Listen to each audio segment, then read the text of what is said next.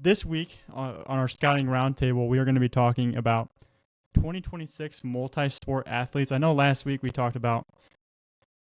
might be talking about like the rankings with the 26s, but there, to be honest, wasn't really a ton of change top to bottom. So I just want to preface this that we are 100% going to miss 100% going to miss some guys that are multi-sport guys in this 26 class. But we just wanted to highlight some guys that we knew, that we've seen on Twitter, their stats, things like that. And we actually have a couple 25s that we want to talk about just because we know that they've had a really good football season. So I'll kind of open it up to you guys now if you want to get anything going. To your point, Gav, we're 100% going to miss guys. We're not experts in, the other sports. We focus on baseball. But if you are an outstanding wrestler, an outstanding golfer, made it to state in another sport that we're not mentioning, like, let us know. DM us, throw us a quote tweet on this, when we release this podcast, like, quote tweet this, that you played a certain sport and you did this or whatever it may be. Cause we love talking about multiple sport athletes. And, in the fall, it's not all about baseball. Some guys do put away, the baseball or the bat, and they focus on other things. And, we want to hear about it. We want to know who's doing that kind of stuff. And we're going to highlight it here in this next segment, which it fires me up, Gav, because some of these guys that are doing some things in a variety of sports, and I know we're kind of focused on that football for the most part, but just shows how well-rounded some of these guys can be. Yeah, and I think what kind of spurred this is some of the conversations that we've had with these college coaches. They've all talked about multi-sport guys, and they're like, I love them. It brings toughness. It brings different athleticism, different movement patterns that you have to use. So we thought it'd be kind of a fun thing to talk about. Obviously, we're in the winter, not a ton of baseball stuff going on. So, like, how can we try and just make this a little bit different and kind of fun? And I actually had a ton of fun looking through some of these numbers for these guys, trying to dig up some information on them. So, right here at the top, Quinn Shambeau, he is a quarterback for Libertyville. So, guys, you're in the Chicago area. I know he had an awesome year for Libertyville. I know I've seen some stats coming through, so I'll let you guys kind of talk on him. No, I mean, it just seems like he was, I believe I follow him on Twitter, so I was just seeing every Friday night or Saturday morning, highlighting the day before, he would just go off. One of the best quarterbacks in the state.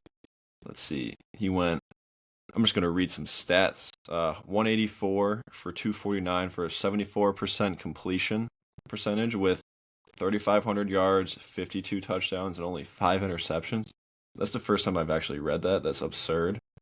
He's 6A All-State, North Suburban Conference Player of the Year, and he will be at the Super 60. He's an even better baseball player, believe it or not. So, well, that's going to get debatable here if he keeps doing what he's doing, because those highlight tapes that are floating around the old X are impressive stuff, Quinn. Like, big time shout out to you, man. You're a baller on the football field. It looks like you can kind of navigate the pocket and kind of extend plays. And it's not a shock to me, like, that he put up 52 touchdowns in the air, because arm talent wise, he's got the best arm talent in the state, especially as like a position player. Behind the plate, it's stupid what he can do with his arm and how confident he is in his arm and how he wants to show it off. Like, there's 0 second guessing. It is a tool that plays huge for him on the baseball field, and that is some impressive stuff there. He's also a former future gamer. Do you think it's interesting that he's a catcher and a quarterback? I think that's actually kind of interesting. Maybe not, because the arm action is kind of similar, like short. Tough and competitive he is. I mean, to navigate the summers and what all he's doing, and then if he was trying to do stuff in the fall, I definitely think that's unique. It also just shows how athletic he actually is as a catcher to be a quarterback, because like usually catchers are not the most agile. Maybe playing fullback or something, inside linebacker, and they want to hit some people. Yeah.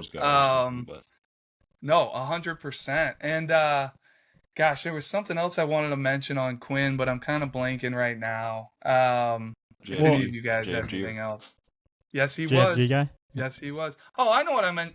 So he's just a freak talent. I feel totally fine saying that because we mentioned he came to the future games. Well, he came as a catcher, like purely as a catcher.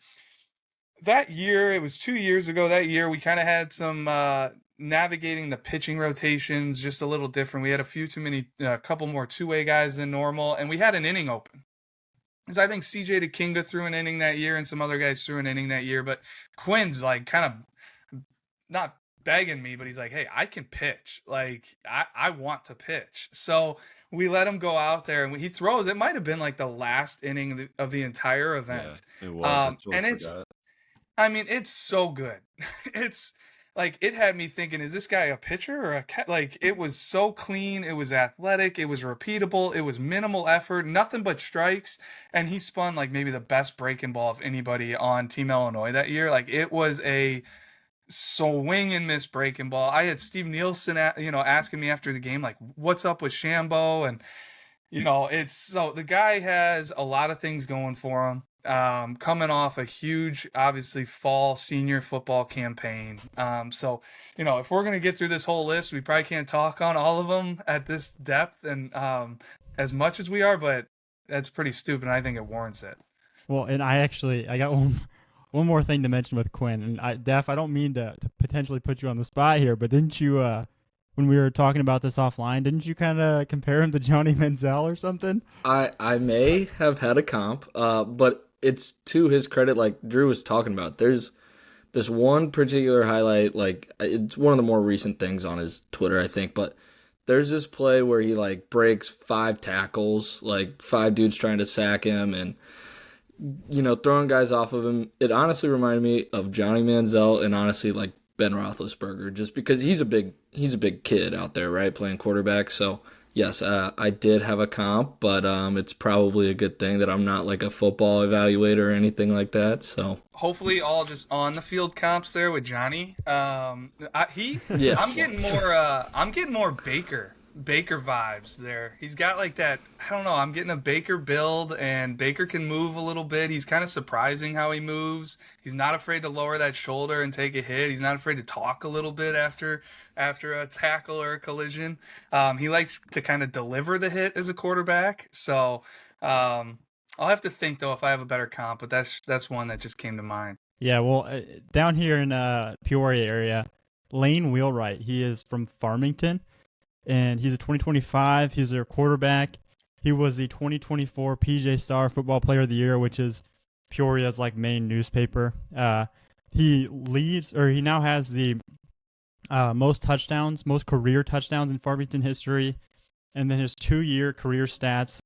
He's got 3,400 passing yards, 44 touchdowns, 1,300 rushing yards, 25 touchdowns, and then total it's 4,700 yards and 69 touchdowns. So Lane Wheelwright out of Farmington, he's a pitcher. He's an infield outfield guy that we've seen this summer. He was I a saw him a couple preseason times. All-State guy this last winter, Gav. Yeah, and on the mound, I saw him up to 83 in game. So he's a two-way. It sounds like he's a pretty good athlete down there at Farmington too. So awesome to see that. And then Kyle Beatty, Drew, a guy that you've had as your prospect of the week in the past. He is a stud quarterback for Normal Community.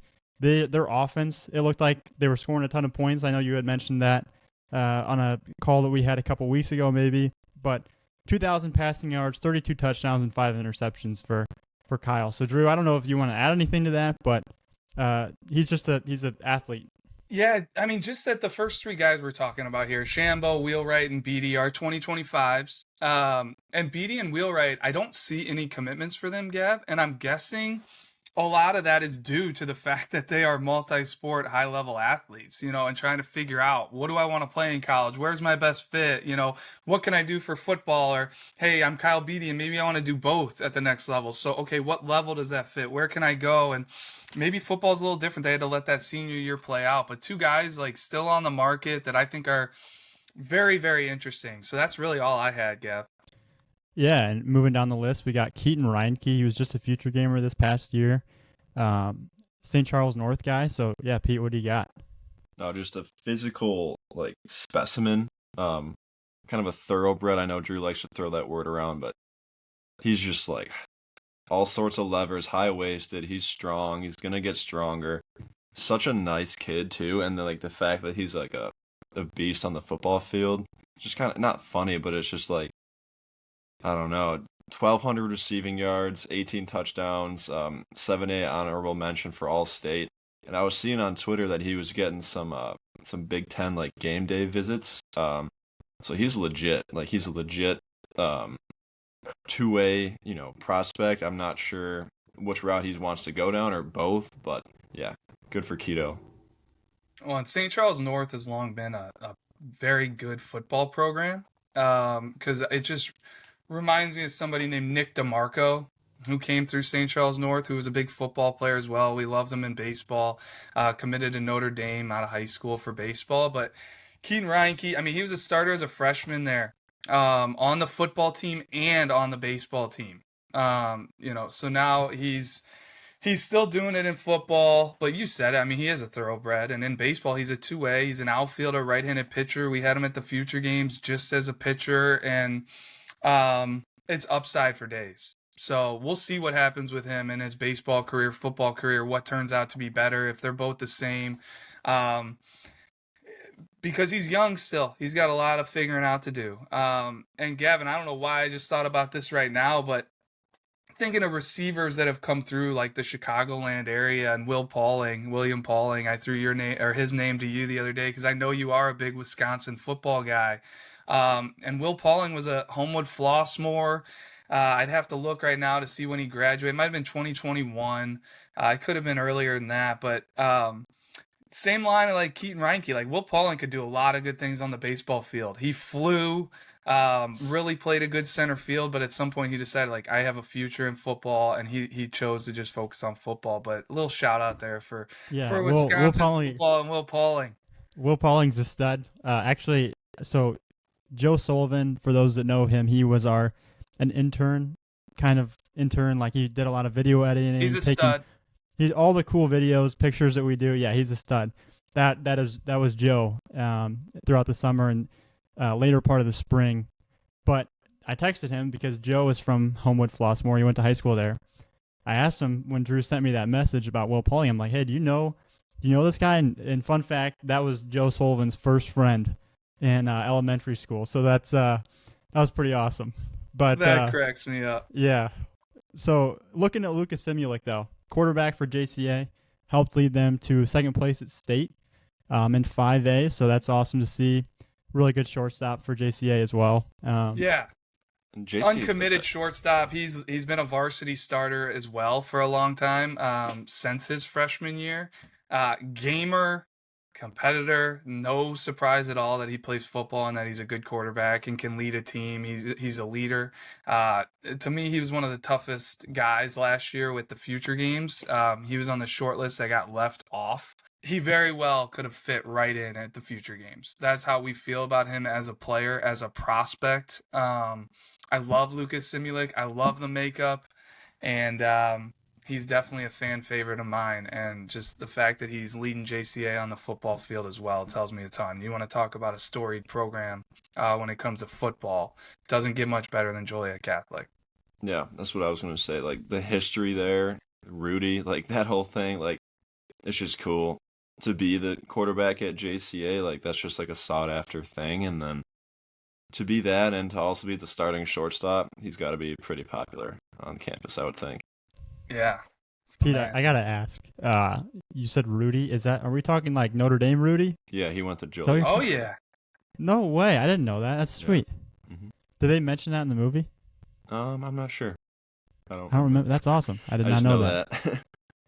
All right. Well, and RJ Duncan, we got some golf guys on here. I would not consider myself a golf guy. I love the driving range, but not the actual course. But RJ Duncan, he shot a 71, which was a -1 in the Middle Illini golf tournament. He placed third place, so that's pretty awesome to see. And I know you guys have kind of mentioned like he's a potential really good golfer there for East Peoria, and obviously he's committed to Illinois State for baseball. So go ahead, Pete. No, I'll let Drew hop in here too, but for me, it's really impressive to be like golf. Like, if you're a pitcher only and you're a golfer, that makes perfect sense. That's exactly what I was. Like, I don't got to worry about a swing. Like I can go swing my club and then go pitch. And I mean, I was a 2A for maybe a year, and I was terrible at hitting, so it didn't matter anyway.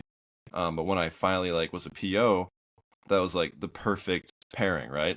He still hits, so he's got two different swings to worry about, and to be still successful at baseball and to still go out and fire a 1/71 when you're worrying about your baseball swing, that's just crazy impressive. I don't think people understand or realize like how impressive that actually is. And yeah, Drew, go ahead. No, I love the game of golf. It's a game that to be good at, you have to put in the work. So for him to be putting in enough work to be shooting a 71, and that's not when I'm going out with my buddies and playing with Pete and they're giving me 4-footers, they're giving me a gimme on a 4-footer that's sloping left to right that I got no chance of making. Like, he's doing this in competition, he's playing it down, while he's also kind of figuring out his baseball stuff. And just the sport of golf, like, I think it might be the best high school sport out there. So RJ, like, kudos to you playing some high school golf. Like, I don't know if you guys know, but you get out of school a little early, you go to the driving range, you go play 9 holes, you go putt a little bit. Like, it's about as good as it gets. I was lucky enough to play a little high school golf, and it also is in the fall in Illinois. It doesn't overlap with the baseball season in the spring. Like, if you're in a state like Indiana, it's not possible because their golf season is in the spring. But love to see that out of RJ. Like you mentioned, he's a two-way guy in baseball and then also playing golf. And one 2025 here that's a three sport athlete that was busy playing golf this fall and made it to state was Cam Appenzeller. He's our number one in the 25 class, going to Tennessee, left-handed arm out of Glenwood. And one of the reasons he is number one, like, he's not the hardest thrower in the class. But he's the smoothest mover. He's a 3-sport athlete. He's high-waisted. It's as clean as it gets as far as an arm action is concerned. And he's a really, really good golfer. Probably has a pure left-handed swing, but then he also plays basketball, Gavin. So what are you seeing on the gridiron? Yeah, Or I guess it's not the gridiron, it's the hardwood. I'm sorry.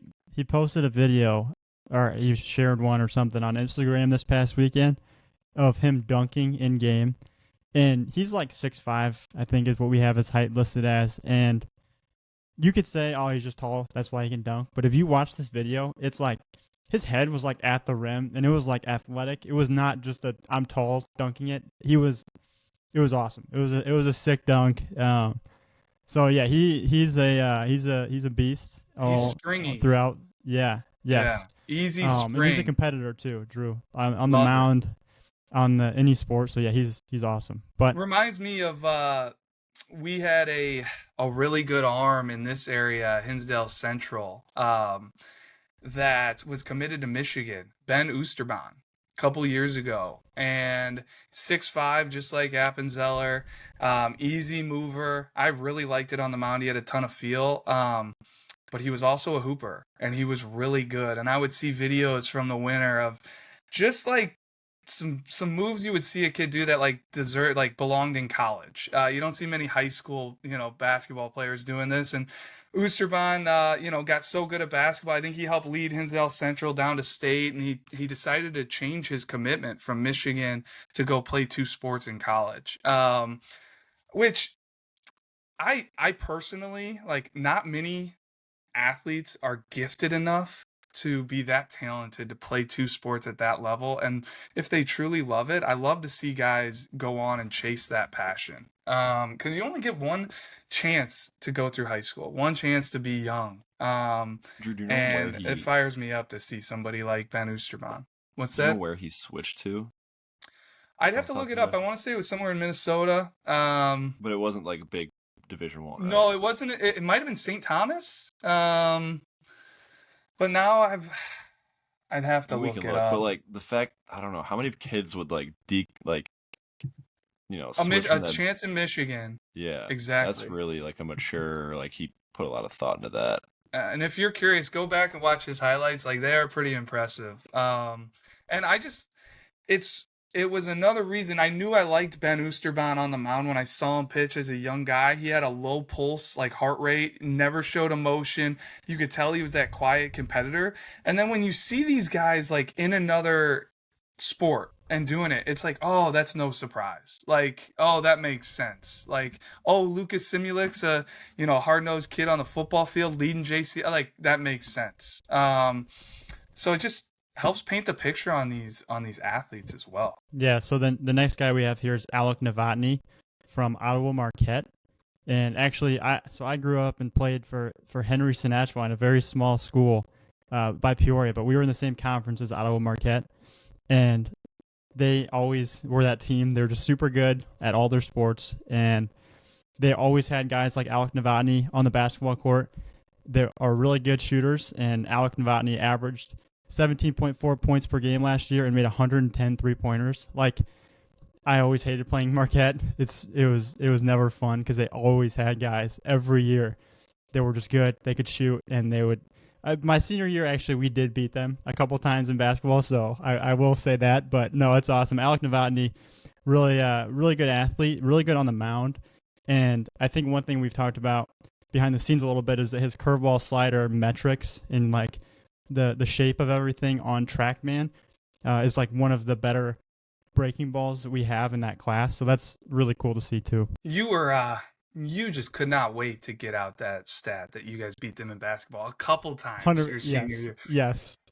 And Coach Hopkins, who was the baseball coach still at Marquette, was also the basketball coach, at least when I was there. So we always kind of joked back and forth with him about, they always beat us. But no, it was fun beating him when I was a senior. Love it. And well, you mentioned these stats for Novotny. That was as a sophomore, and he's 5'10". Like, he's clearly, a baller if he's doing that as a sophomore, 5'10", putting up those numbers. And you mentioned like the metrics on the mound. I love it. I think there's a ton of upside. And you watch him play the game, there's a ton of feel for the game, whether he's at shortstop or whether he's on the mound.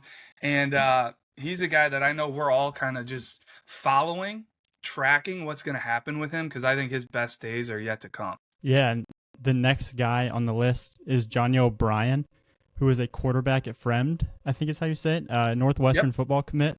And Drew, I know you kind of have a cool story with maybe Johnny O'Brien's kind of backstory and the first time you saw him on the mound. No, absolutely, and he's a tough case for us, and I don't know if it's what we're doing with him is perfect or not. How we're actually viewing him as a baseball prospect, whatever it may be, but he came to the Aurora preseason ID. As a young prospect. It would have been his freshman winter. Came as a two-way guy, left, like had loose levers all over the place. The first place I watched him was as a position guy, and it was a little raw or swing, like it wasn't super polished, but you're like, oh, that's what it should look like as a freshman, like long, high-waisted, easy flick of the wrist with the back, kind of spraying uphill contact. But then I go and later we run mounds after all the position players. And I, luckily enough, we're running multiple mounds. He ends up on my mound. And I'm looking at this young looking left prospect, left-handed arm, gets on the mound. And it's like 80 to 83, but it's as clean as it gets. It's nothing but strikes. And then what really like did it for me was he had 3 present, polished pitches. He was working the fastball to both sides of the plate, the changeup like wherever he wanted, but then the breaking ball, it was real spin. It had the shape. Like I looked at him, I was like, this could be a future top 10 type of prospect in the state. When you look at the foundation he had and what it could be. But lo and behold, he was also a high-level football guy. I saw all kinds of stuff going across on his X with him going to like these prestigious football camps, passing camps. He's a quarterback. And yeah, he's committed to Northwestern. He's not even sure like what his baseball future is right now. But he's a guy, regardless if he just plays football. We had this with Jimmy Rolder back in the day at Marist. I loved Jimmy Rolder. He was a third baseman. Really physical, could hit. There was a ton to like there, but he was also a tremendous middle linebacker, outside linebacker. He was a linebacker for Marist, and he ends up committing to Michigan for football.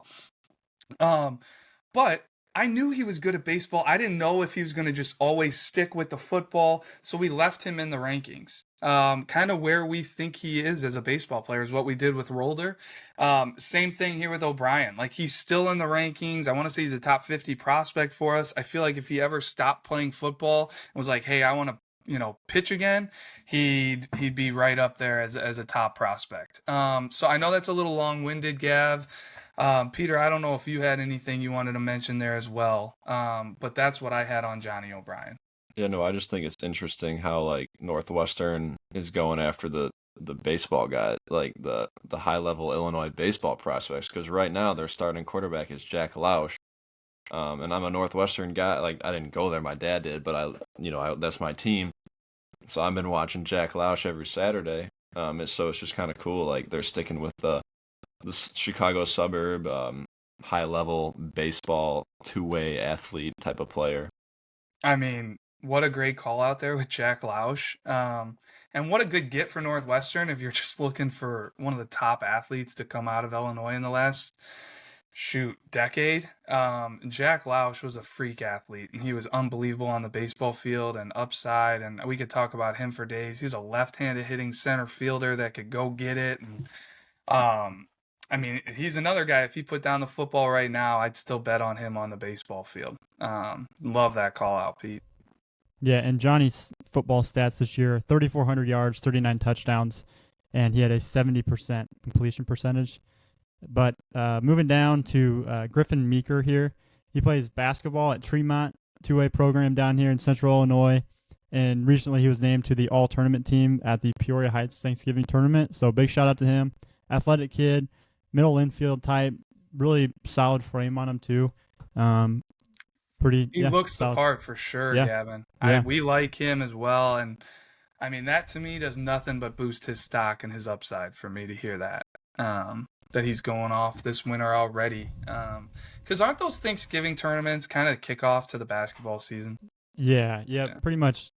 I don't know how it works up in Chicago. I'm sure that they do, but I know like down here in the Peoria area, it's massive. Like Washington High School has one. Coach Brown was a coach there for a really long time, and it's named after him now. But it's massive. They have teams from all over the country come. I know like Anthony Davis played in it back in the day. Zion Williamson, I think, played in it. EJ Liddell, like it's big time down here. So I'm not sure what it's like up in Chicago, but look at you going into the memory bank. EJ Liddell. I'm gonna have to Google that one. Okay, I hope I even said it right. Huh? Do you know who that is? I don't. I'm ticked. I feel like I should know. He's from Belleville. He went to Belleville West, I believe, down there in the St. Louis area, and committed to Ohio State. I think he's playing in the NBA now. It might be for the Bulls, actually. I could be wrong, so don't quote me on that. But dang, okay. No, it's awesome. Yeah. Well, and I know there's a huge tournament that takes place in Pontiac. Yes. I was just looking at it. They posted like the schedule and the teams, and I know Bennett's coming down to it. Lockport's playing in it. Danville goes over to it. There's obviously inner city Chicago schools going down. That might be the Christmas tournament. Okay. I think Pontiac's Christmas tournament is like the longest running tournament in the state, or one of the longest, if I remember right. And then actually Princeville too. I grew up playing in that in high school, and was one of the longest running Christmas tournaments, holiday tournaments in the state as well. So it's those I know, at least from playing in them, they're always fun. Like there's kind of like a mid-season tournament. It's just a way to get the competitive juices flowing and try and win a trophy, but I'm throwing something out here, Gavin, and I'm going to see if you know. This may be something you can edit out later, but Thad Matta. First off, do you know who Thad Matta is? Yes, coached at Ohio State. Do you know where he's originally from? I don't. Yeah, so Thad Matta, longtime coach at Ohio State, I think is kind of where he really became famous. But Hoopeston, Illinois, just north of Danville. There's been some sleeper athletes coming out of that area and out of Hoopeston and Bismarck and Danville and Thad Matta. So a little just college. You threw EJ Liddell at me. I had to get you back with something. So that's awesome. All right, good stuff. But Pete, I saw you added here Jack Wheeler from Morris. Yeah, go ahead. No, he's just someone that I've seen all over Twitter, just like every single week. Multiple sports. So he initially I started seeing it with football. So, little breakdown: he's ranked 114th in the state for football, according to 247, 393 in the country. He's a 2-star, and this year he had 26 catches for 710 yards, which is 27 yards per catch. He had 10 touchdowns, and then going over his whole varsity career, he had 53 catches for 1,300 yards with 18 touchdowns, which has him at second all time in receiving touchdowns in Morris history. So I just thought that was pretty big time, especially considering how good he is on the baseball field. I mean, he has a perfect wide receiver build, like 6'5", long levered. And then on the basketball court, I just like looking at some of his past games.